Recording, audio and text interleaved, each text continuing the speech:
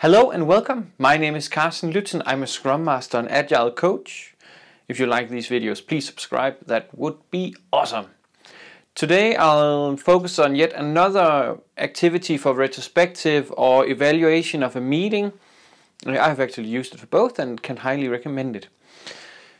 The format is called 4L. You can find a quite good description of it at Retromat. I'll of course include a link. The idea is quite simple. It's a way to structure the feedback.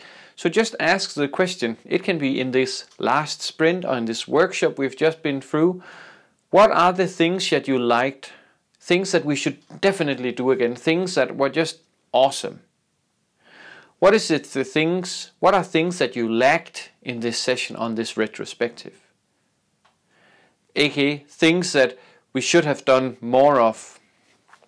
What is the things you longed for, that you were really hoping would be here, but we didn't get to that? And of course, what are the things you learned during this session? The clever thing about this format is that of course we focus on what we like, so we can build upon the successes.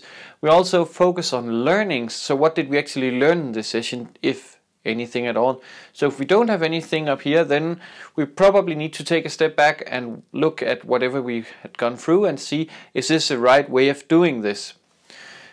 If we have longed for, then it's probably something about alignment in the beginning, alignment of expectations that was not right where it needed to be, right? So we might want next time to spend more time on making sure that we know and people get a chance to express what are they actually looking forward to see or learn in this session.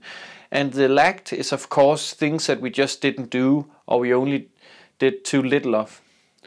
So it's a really nice way to make sure that we have these discussions in a structured way, and I can highly recommend it.